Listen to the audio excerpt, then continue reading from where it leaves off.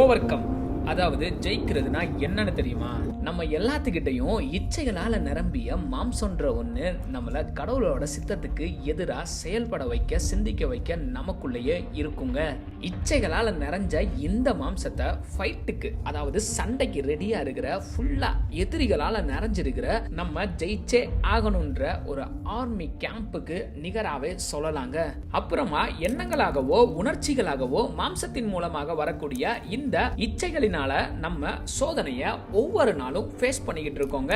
இப்ப இந்த சோதனையை ஃபேஸ் பண்றப்ப இந்த எண்ணத்துக்கு நம்ம விட்டு கொடுக்கறதோ இல்ல உடன்படுறதோ பாவம்னு நமக்கு நல்லாவே தெரியுங்க. இது எப்படி இருக்குன்னா, இது தப்பு அப்படின்னு சொல்லிட்டு தெரிஞ்சே செய்யறதுக்கு சமங்க. சோதனைன்றது எப்பவுமே கொஞ்சம் தெளிவா தான் இருக்கும்.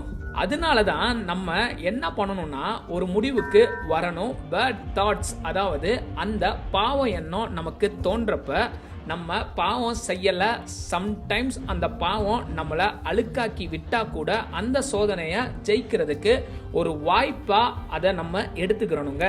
சும்மா இல்ல, கடவுள் நமக்கு இதை ஜெயிக்க ஆயுதங்களை கொடுத்திருக்கிறாருங்க. வாளுன்றது கடவுளோட வார்த்தை, கேடயம்ன்றது கடவுள் மேல இருக்கிற விசுவாசம், அதுக்கப்புறமா ரட்சிப்புன்ற ஹெல்மெட்டை வேற கொடுத்திருக்கிறாரு. இந்த ஆயுதங்களை நம்ம எப்ப யூஸ் பண்ண ஆரம்பிக்கிறோமோ அப்பவே சோதனைக்கு நோ சொல்லி வெற்றிக்கு எஸ் சொல்ல ஆரம்பிச்சிட்டோம். அதனோட ஸ்டார்டிங்கா ஃபர்ஸ்ட் ஒரு சோதனையா ஜெயிக்கிறோம். அதாவது ஒரு பேட் தாட்டை, இன்னும் சொல்ல போனா ஒரு எனிமியா ஜெயிக்கிறோம். ஜெயிச்சதுக்கு அப்புறம் ஜெயிச்ச மாதிரியே ஒரு ஃபீலிங் இல்லையே அப்படின்னு கூட இருக்கலாம். ஏன்னா உடனேயே இன்னொரு சோதனை வந்து நம்மள ஸ்டார்ட் பண்ண இடத்துக்கே கொண்டு போக கூட செய்யலாம். இப்ப நம்ம ஒரு விஷயத்த இதுல இருந்து நல்லா புரிஞ்சுக்கிறணும். பாவத்தை ஜெயிக்கிறதுக்கு உண்டான அர்த்தம் ஃபுல்லா மாம்சத்துக்கிட்ட இருந்து விடுதலை ஆகி நம்ம பாவமே இனிமேல் செய்ய மாட்டோம் அப்படின்ற அர்த்தம்லாம் கிடையாதுங்க.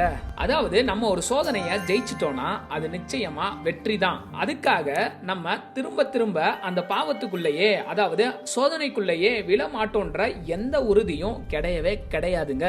அடுத்ததா ஒவ்வொரு சோதனையும் நம்ம மாம்சத்துல இருக்கிற எதிரிய நமக்கு படம் பிடிச்சு நல்லாவே காமிக்குங்க. அது தோற்கடிக்கப்பட்டே ஆகக்கூடிய ஒண்ணு. அதாவது ஒரு போர்னு எடுத்துக்கிட்டா அதனோட தொடர்ச்சியா சண்டைகள், யுத்தங்கள்னு இருந்துகிட்டே தான் இருக்கும். நம்ம ஏதாச்சும் ஒரு டெம்டேஷன்ல, அதாவது சோதனையில தோத்துட்டோம்னா சண்டையில வேணாலும் தோத்ததா இருக்கலாம், அதுக்காக அந்த போர்லயே தோத்துட்டோம்னு அர்த்தம் கிடையாதுங்க. அதனால என்ன மேட்ருன்னா, நம்ம எழுந்து போராடியே ஆகணுங்க. அதாவது சண்டை செஞ்சே ஆகணுங்க. இந்த யுத்தம் லைஃப் டைம் ஃபுல்லா இருந்துட்டே தான் இருக்கும். பட் நம்ம இப்ப உண்மையாவே இந்த சோதனையை எதிர்த்து சண்டை போட்டு ஜெயிச்சுக்கிட்டே இருக்கிறப்ப நம்மளோட மாம்சத்துல இருக்கிற இச்சை, அதனோட சக்தியை இழக்கிறத நம்மளால பார்க்க முடியுங்க.